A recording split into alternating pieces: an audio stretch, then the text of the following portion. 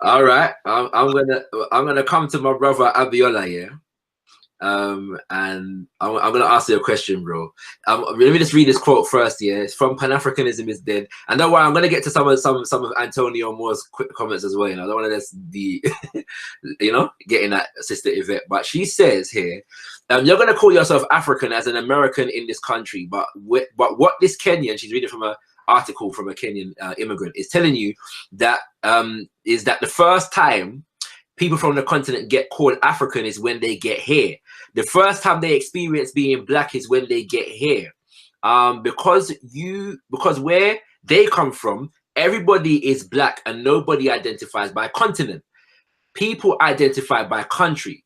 So you are doing something in this Pan-Africanist stuff that even they're not doing on any kind of macro level. That's Sister Yvette Carnot, 15 minutes into this Pan-Africanism is Dead video. Brother Abiola, do people, in your experience, do Africans on the continent refer to themselves as Africans? Yeah. And if so, why or why not?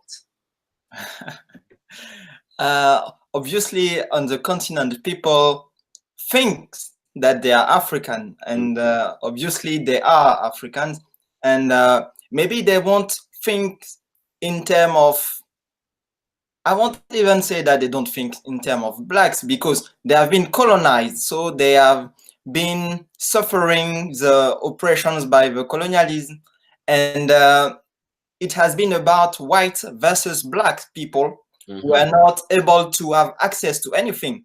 So certainly they knew then that they were black, and there were people who were white and who have power over them. So I don't think that it's by coming into America that you discover that you are black. And also on the continent, people know that on the global level, people from African descent suffer. They know that. So it's not a discovery to come into America and see that people are suffering. It's very about, I think, identity, and we need to select our identity correctly. For example, when we see Chinese people, we see them as a block. We see them as an homogeneous entity. But do we know that it's actually a multi-ethnic country, and that the Han population that seems to represent 90% of the people in China is also a multi-ethnic group? Do you know that even President Mao, when he was speaking, people from other parts of China couldn't understand him because he was speaking a different language? You see, you have the Wenzu, the Hakka, so it's not just African. And I want to come back to Sheikh Anta Diop, who is someone who really conceptualized what is Pan-Africanism. And he has a book called, I will spell the title right, Black Africa, the Economic and Cultural Basis for a Federated State. Classic. In this book, he states clearly that the federated state, the union that he's speaking about, will be a multinational state.